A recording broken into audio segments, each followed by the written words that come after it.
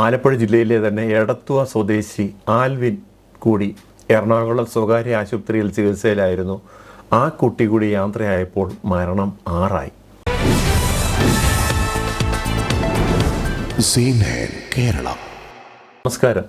കേരളത്തെ നടുക്കിയ അങ്ങേയറ്റം ദുഃഖത്തിലാഴ്ത്തിയ വാർത്തയായിരുന്നു കഴിഞ്ഞ ദിവസത്തെ ആലപ്പുഴയിലെ കളർകോടുണ്ടായ വാഹനാപകടം. നാം എല്ലാവരും കണ്ടതാണ്. കേവലം 55 ദിവസം ഫസ്റ്റ് ഇയർ പൂർത്തിയാക്കിയ വിദ്യാർത്ഥികളായിരുന്നു അതിലുണ്ടായിരുന്നത്. ഫസ്റ്റ് ഇയർ വിദ്യാർത്ഥികൾ അവരൊരു സിനിമ കാണുന്നതിന് വേണ്ടി ഒരു ടവേരയിൽ യാത്ര ചെയ്യുകയും മഴ സമയത്ത് മരച്ചില്ല കണ്ടെന്ന് പറയുന്നു, ഒരു അദൃശ്യ രൂപം കണ്ടെന്ന് പറയുന്നു. എന്തോ പുറകിൽ നിന്ന് വന്ന ലൈറ്റ്, വണ്ടിയുടെ ഹെഡ്ലൈറ്റ്, ആ ബീം ലൈറ്റ് കണ്ടതിൻ്റെ പുറത്താണ് വണ്ടി വെട്ടിച്ചതെന്ന് പറയുന്നു. നിരവധി കാരണങ്ങളുണ്ട്. പക്ഷേ എന്തായാലും അന്നേരം 5 പേരുടെ ജീവനാണ് പൊലിഞ്ഞത്. പക്ഷേ ഇന്ന് ഒരാൾ കൂടി, ആലപ്പുഴ ജില്ലയിലെ തന്നെ എടത്വ സ്വദേശി ആൽവിൻ കൂടി എറണാകുളം സ്വകാര്യ ആശുപത്രിയിൽ ചികിത്സയിലായിരുന്നു. ആ കുട്ടി കൂടി യാത്രയായപ്പോൾ മരണം 6 ഏറ്റവും വലിയ ഒരു ദുരന്തം. എങ്ങനെ നമ്മളിതൊക്കെ സഹിക്കും? ഇവരുടെ രക്ഷകർത്താക്കൾ അവരുടെ ഏറ്റവും വലിയ സ്വപ്നമാണ് ഒരു കുഞ്ഞിനെ അവരുടെ ഉയരങ്ങളിലെത്തിക്കുക, അല്ലെങ്കിൽ ഏറ്റവും വലിയൊരു സ്വപ്നമായ പഠനത്തിലേക്കാണ് ഒരു മെഡിക്കൽ വിദ്യാഭ്യാസം തുടങ്ങുന്നത്. അതിന് കൊണ്ടുവിട്ട അവരുടെ ഇപ്പോൾ 6 കുടുംബങ്ങളാണ് ആയിത്തീർന്നിരിക്കുന്നത്. അപ്പം നമുക്ക് ആ ഒരു കാര്യമാണ് നമ്മളിത് പരിശോധിക്കുന്നത്. കളർകോട് അപകടത്തിൽ പരിക്കേറ്റ് ചികിത്സയിലായിരുന്ന ഒരാൾ കൂടി മരിച്ചു.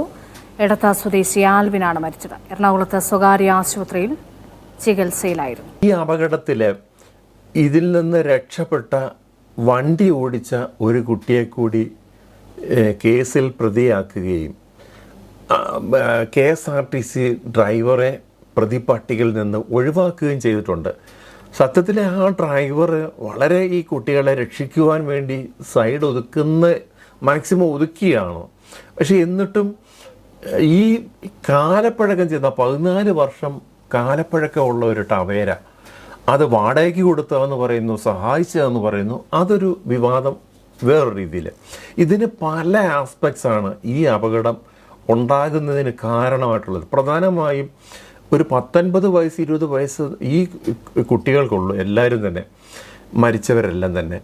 അപ്പോൾ ഇതിനകത്തിൽ 6 മാസമേ ആയിട്ടുള്ളൂ ഈ വണ്ടി ഓടിച്ച പയ്യന്. അപ്പം പരിചയക്കുറവ്, മഴ ഒരു പ്രധാന വില്ലനായിട്ടുണ്ട്. പിന്നെ ആ ഉണ്ടായിരുന്ന മരങ്ങൾ, MVD തന്നെ പറയുന്നുണ്ട്, ഈ മരത്തിലേക്ക് ഈ മഴ വീണ് കഴിയുമ്പോഴത്തേക്ക് അത് വളരെ കട്ടിയായിട്ട് ആ റോഡിലേക്ക് പതിക്കുകയും ആ ഭാഗത്ത് തെന്നൽ കൂടുന്നു സാധ്യതയുണ്ട്. അപ്പം അങ്ങനെ പല കാരണങ്ങൾ പറയുന്നുണ്ട്. പിന്നെ ഈ വണ്ടിയുടെ കാലപ്പഴക്കത്തിനൊപ്പം പഴയ ഒരു സിസ്റ്റമാണ്, ബ്രേക്കിംഗ് സിസ്റ്റമാണ് അതിലുള്ളത്. അപ്പോൾ പുതിയതിലേക്ക് എന്ന് പറഞ്ഞാൽ നമ്മൾ ബ്രേക്ക് ചവിട്ടിക്കഴിഞ്ഞാൽ അത് പെട്ടെന്ന് കയറി ജാമാകില്ല. ഉള്ള ഒരു പുതിയ സിസ്റ്റം ഉണ്ട് ഇപ്പം. അത് ഈ പഴയ വണ്ടിക്കൊന്നും ഇല്ല. അപ്പോൾ ഇത് ബ്രേക്ക് ജാമായി. അതുപോലെ തന്നെ ഇതിൻ്റെ ടയറിൻ്റെയൊക്കെ ഇതിൻ്റെ ഉള്ള അവസ്ഥ, ഇതെല്ലാം റോഡുമായിട്ട് വളരെ ബ്രേക്ക് ചെയ്യുമ്പോൾ ഉള്ള അപകടത്തിലേക്ക് നയിക്കുന്നതിന് പല കാരണങ്ങളിലും ആണ് ഇതിന് സംഭവിച്ചിട്ടുള്ളത്. എന്തായാലും ശരി, ഈ കഴിഞ്ഞ ദിവസം മുതൽ ഇതിൻ്റെ വളരെ സീരിയസ് ആയിട്ട് പോലീസ് വകുപ്പും മോട്ടോർ വാഹന വകുപ്പ് ഇതിനെക്കുറിച്ച് എല്ലാവർക്കും അവരുടെ മനസാക്ഷിക്കും ഇതൊരു ഭയങ്കര ഇതുണ്ടാക്കിയ സംഭവമായിട്ടുണ്ടായിരിക്കും. ഇതിനി ഉണ്ടാകരുത് എന്ന് ആഗ്രഹിക്കുന്നുണ്ടായിരിക്കും അവർ. ആ രീതിയിൽ കേസിൽ ഇപ്പം പുതിയൊരു കുട്ടിയെ കൂടി സ്റ്റേഷൻ ജാമ്യമാണ്, അതിൻ്റെ ഭാവി നശിപ്പിക്കുന്ന രീതിയിലല്ല. പക്ഷേ എന്നാലും ഇനിയും വരുന്ന മറ്റ് അപകടങ്ങളൊക്കെ ഒഴിവാക്കാനും നമ്മുടെ മക്കളെയും അതുപോലെ വിദൂര ദേശത്തൊക്കെ കൊണ്ട് പഠിപ്പിക്കുന്ന എല്ലാ മാതാപിതാക്കളും, അപ്പോൾ അവരൊക്കെ ദൂരെ പോയി കഴിയുമ്പം അവിടെ ചെന്ന് കഴിയുമ്പോൾ അവർ എൻജോയ്മെൻറ്റിന് ചിലപ്പം കറങ്ങാനൊക്കെ ബീച്ചിൽ പോവും, സിനിമ കാണാൻ പോവും, പാർക്കിൽ പോവും, ഇങ്ങനെ പലയിടത്തും പോവും. വണ്ടി ഇല്ലെങ്കിൽ വാടകയ്ക്ക് എടുത്ത് പോവും, വണ്ടി സുഹൃത്തുക്കളെ എടുത്ത് പോവും, അങ്ങനെ വിവിധ കാര്യങ്ങൾ ചെയ്യും. അവരുടെ പ്രായം അതാണ്. അവർ ഇങ്ങനെ മരിക്കും എന്നുള്ളതും കരുതിയിട്ടല്ല പോകുന്നത്, പക്ഷേ സംഭവിച്ചു പോകുന്നു. ഇപ്പം ഈ വണ്ടി കൊടുത്ത ആൾ, അദ്ദേഹം പറയുന്നത് വണ്ടി കൊടുത്തതാണ് തെറ്റ്. ഇതിപ്പോൾ 2 വാദമുണ്ട്. അദ്ദേഹം പറയുന്നു ഞാൻ സഹായിച്ചതാണ്. എന്നാൽ ഇന്ന് ഈ കണ്ടെത്തലുകൾ, നമുക്കിപ്പം ഡിജിറ്റൽ തെളിവുകളൊക്കെ ഉണ്ട്. ഇദ്ദേഹത്തിന് 1000 രൂപ ട്രാൻസ്ഫർ ചെയ്ത് കൊടുത്തിട്ടുണ്ട്, ഗൂഗിൾ പേ ചെയ്ത് കൊടുത്തിട്ടുണ്ട്. 55 ദിവസമായി വിദ്യാർത്ഥികൾ പലയിടത്തുനിന്ന് വന്നാൽ ഈ ഇത്രയും പ്രായമുള്ള ഒരാൾ തൊട്ട് എങ്ങനെ ഫ്രണ്ട്ഷിപ്പ് ആകാനാണ്? ഇതൊക്കെ അതിൻ്റെ സത്യാവസ്ഥ ഏതായാലും പുറത്തു വരും. അത് നിയമപരമായി അത് നേരിടേണ്ട അദ്ദേഹത്തിന് ഒരു സാഹചര്യമുണ്ട്. നമ്മൾ പറഞ്ഞതുപോലെ തന്നെ അദ്ദേഹം അങ്ങനെ ഒരു വൈകാരികമായി സംസാരിക്കുകയാണ്. കാരണം അദ്ദേഹം എന്തോ വലിയ കുറ്റം ചെയ്ത രീതിയിലാണ് പറയുന്നത്. കാരണം അദ്ദേഹത്തിന് തന്നെ പറയുന്നത് അദ്ദേഹത്തിന് അങ്ങനെ അദ്ദേഹത്തിന്റെ വണ്ടിയുടെ മുതലാര് തരും എനിക്ക്? അല്ല ചേട്ടൻ ഒരു മിനിറ്റ്, ഞാൻ കച്ചവടത്തിനെടുത്ത വണ്ടിയാ, അതിന്റെ മുതലാര് തരും എനിക്ക്? ഈ പറയുന്ന നാട്ടുകാർ വരുവാ, പറയുന്ന എല്ലാവർക്കും പറയാം. അദ്ദേഹം ഇദ്ദേഹം വളരെ വൈകാരികമായി സംസാരിക്കുകയാണ്. പക്ഷേ ഇദ്ദേഹത്തിനൊരു വണ്ടി റെൻറ്റിന് കൊടുക്കുന്ന ഒരു നിയമപരമല്ലാത്ത കാര്യം ഉണ്ടായിരുന്നു. ഇദ്ദേഹത്തിൻ്റെ ഹിസ്റ്ററി അങ്ങനെയാണ് കാണുന്നത്. ഇതിപ്പോൾ റെൻറ്റിന് കൊടുത്തതാണോ അല്ലയോ എന്നൊന്നും നമുക്ക് പറയാൻ പറ്റത്തില്ല. അത് പോലീസ് വകുപ്പും മോട്ടോർ വാഹന വകുപ്പും ഒക്കെ തീരുമാനിക്കട്ടെ. പക്ഷെ കൊടുത്തതാണെങ്കിൽ കേരളത്തിൽ ഇന്ന് അങ്ങോളം ഇങ്ങോളം നിരവധി ആളുകൾ ഇതൊരു ഉപജീവന മാർഗമാക്കി മാറ്റിയിരിക്കുകയാണ്. നമുക്കറിയാം, തുച്ഛമായ പൈസ കൊടുത്ത് കഴിഞ്ഞാൽ വണ്ടി കിട്ടും. അതിന് പിന്നെ CC അടയ്ക്കുന്നതിന് ഇതുപോലെ റെൻറ്റിന് കൊടുത്ത് ഒരു ബിസിനസ്സാക്കിയ നല്ലൊരു വിഭാഗം കേരളത്തിൽ ആളുകളുണ്ട്.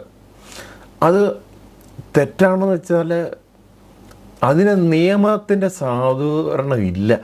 അതിന് അങ്ങനെ കൊടുക്കണമെന്നുണ്ടെങ്കിൽ അതിന് പ്രത്യേക രീതിയിൽ അതിന് രജിസ്ട്രേഷനും മറ്റു കാര്യങ്ങളും കമ്പനിയൊക്കെ ഉണ്ടാകണം. ഇപ്പോൾ യൂബർ അതുപോലുള്ള ഈ ചില റെൻറ്റ് കൊടുക്കുന്ന ടീമുകളൊക്കെ കേരളത്തിൽ കമ്പനികളൊക്കെ ഉണ്ട്.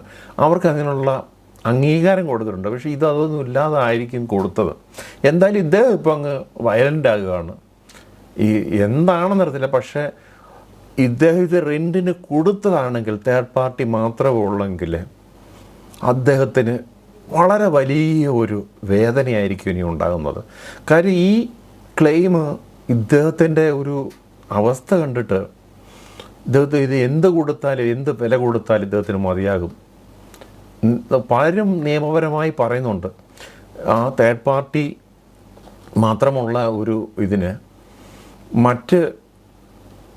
ഇതിൻ്റെ കാര്യങ്ങളിലേക്ക് ഇദ്ദേഹം നിയമപരമായി നേരിടേണ്ടി വരുമെന്ന് പറയുന്നുണ്ട്. കാരണം അദ്ദേഹം ആദ്യം തന്നെ നമ്മളോട് പ്രതികരിച്ചാണ്, ഈ ചെറിയ കുഞ്ഞുങ്ങളാണ്, അവർ വന്ന് വണ്ടി ചോദിച്ചപ്പം കൊടുത്തതേ ഉള്ളൂ. ഈ അപകടത്തിൽ മരിച്ച സഹോദരൻ വിളിച്ച് അദ്ദേഹത്തിനോട് പരിചയമുണ്ടായിരുന്നു, അതിൻ്റെ അടിസ്ഥാനത്തിലാണ് കൊടുത്തത്.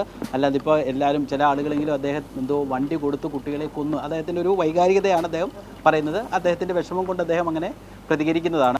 ഏതായാലും വണ്ടി അദ്ദേഹം കൊടുത്ത് സഹായിച്ചതാണെങ്കിൽ ഗൂഗിൾ പേ എന്തിന് 1000 രൂപ വന്നു എന്നുള്ളൊരു വലിയ വിഷയമാണ്.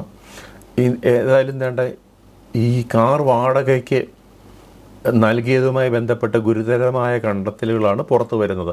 ഇതിൻ്റെ അടിസ്ഥാനത്തിലാണ് ആലപ്പുഴ SP പ്രതികരണം വരുന്നത്. ഇപ്പോൾ ഇത് വന്നെങ്കിൽ ഷാമിൽ ഖാനാണ് ഈ വണ്ടി കൊടുത്ത ആൾ. അപ്പോൾ അദ്ദേഹത്തിൻ്റെ ജീവിതമാർഗമായിരിക്കും വണ്ടി കച്ചവടവും ഈ വണ്ടി ഇങ്ങനെ കൊടുത്തിട്ടുണ്ടെങ്കിൽ തന്നെ. പക്ഷേ നിയമത്തിൻ്റെ നമ്മൾ ഓരോ കുരുക്കി ചെന്ന് ചാടിക്കഴിയുമ്പോഴാണ് അതിൻ്റെ പ്രശ്നങ്ങൾ മനസ്സിലാക്കുന്നത്. എന്തായാലും അതിൻ്റെ നിയമത്തിൻ്റെ വഴിക്ക് പോകട്ടെ. ഇന്ന് മറ്റൊരു കാര്യം കൂടി പുറത്തു വന്നിട്ടുണ്ട്. ഇവർ വാഹനം എടുത്തതിന് ശേഷം വാഹനം കൊണ്ട് പെട്രോൾ പമ്പിൽ കയറി, ഇതിന് ഡീസൽ വണ്ടിയായിരുന്നു, ഡീസൽ നിറയ്ക്കാൻ പോകുന്നു. ആ സമയത്ത് 3 പേരേ ഉള്ളൂ. അതിൽ നിന്ന് ഒരു പയ്യൻ പുറത്തിറങ്ങുന്ന ഒരു കാഴ്ചയൊക്കെ. കാറും KSRTC ബസ്സും കൂട്ടിയിടിച്ചുണ്ടായ അപകടത്തിൽ കാർ യാത്രക്കാരായ 5 യുവാക്കൾക്ക് ദാരുണാന്ത്യം സംഭവിച്ചിരിക്കുന്നു. അതിൻ്റെ അപകടത്തിൻ്റെ CCTV ദൃശ്യങ്ങളാണ് ഇപ്പോൾ പ്രേക്ഷകർ കാണുന്നത്. ടവേര കാർ വാടകയ്ക്ക് നൽകിയതല്ലെന്നും ടവേര കാറിൽ വിദ്യാർത്ഥികൾ വണ്ടാനത്തെ പമ്പിലെത്തി ഡീസൽ നിറയ്ക്കുന്നതിന്റെ CCTV ദൃശ്യങ്ങളും പുറത്തുവന്നു.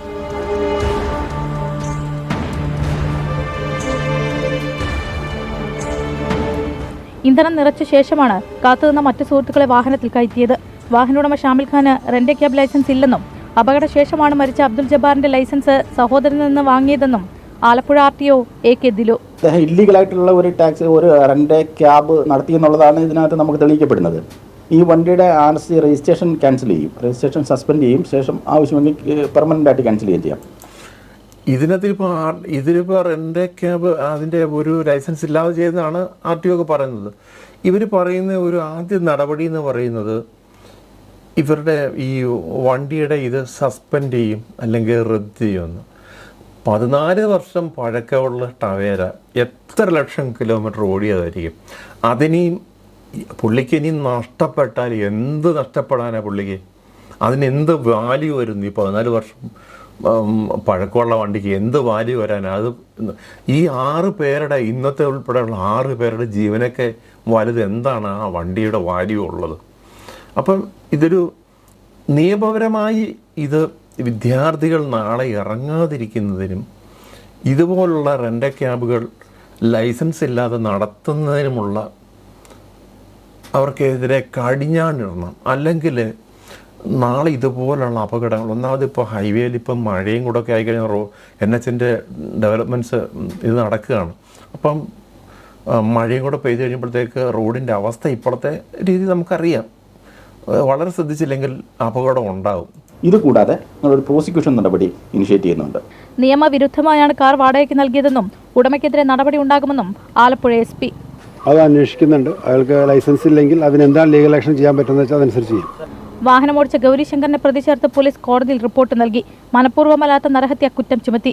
KSRTC ഡ്രൈവറെ പ്രതിപ്പട്ടികയിൽ നിന്നും ഒഴിവാക്കിയിട്ടുണ്ട്. നമ്മൾ എന്ത് ഇത് വന്നാലും വലിയ വണ്ടിക്കാരൻ്റെ നേരെ കേസ് ആകുന്ന ഒരു കാഴ്ച. സത്യത്തിൽ KSRTCയിൽ ഈ ഡ്രൈവർ തെറ്റ് ചെയ്തിട്ടില്ല.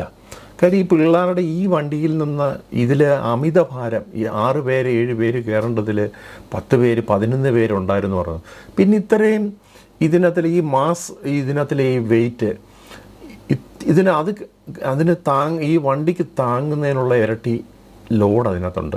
പിന്നെ വണ്ടിയുടെ ഈ അവസ്ഥ, ഇത്രയും വർഷം പഴക്കമുള്ള വണ്ടിയിൽ ഇത്രയും ആൾക്കാർ കഴിക്കുമ്പോൾ ഇതിൻ്റെ ഒരു പിന്നെ മഴ പെയ്ത ഒരു അവസ്ഥയും കൂടെ ആകുമ്പോൾ ബ്രേക്ക് ചെയ്ത് കഴിയുമ്പം നമുക്കൊന്ന് ഊഹിക്കാവുന്നേ ഉള്ളൂ. ഒരിക്കലും അത് കയ്യിൽ നിൽക്കത്തില്ല. പ്രത്യേകിച്ച് പഴയ വണ്ടിയാകുമ്പോൾ ബ്രേക്ക് സിസ്റ്റം പഴയതാണ്. അപ്പോൾ അത് ടയർ ജാമായി കാണും. അപ്പോൾ അതൊക്കെ ഒരു വലിയ ഘടകങ്ങളാണ്. ഏതായാലും ഇതുപോലുള്ള അപകടങ്ങൾ ഇനിയും ഉണ്ടാകാതിരിക്കണമെങ്കിൽ ആ ഗൗരിശങ്കറിനെ ഇന്ന് പ്രതി ചേർത്തിട്ടുണ്ട്.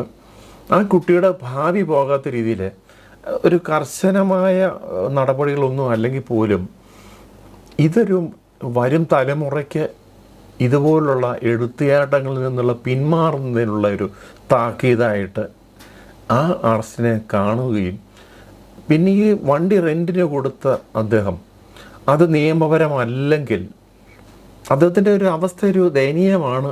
അദ്ദേഹത്തിന് ഒരു വലിയ താങ്ങാവുന്നതിനപ്പുറമാണ്. എങ്കിൽ പോലും ഇതുപോലുള്ള പ്രവണതകൾ അവസാനിപ്പിക്കുന്നതിന് ഈ നിയമവകുപ്പുകൾ എല്ലാം സജീവമായ രീതിയിൽ പ്രവർത്തിക്കട്ടെ എന്ന് മാത്രം ഈ അവസരത്തിൽ പ്രത്യാശിക്കാൻ കഴിയുന്നുള്ളൂ.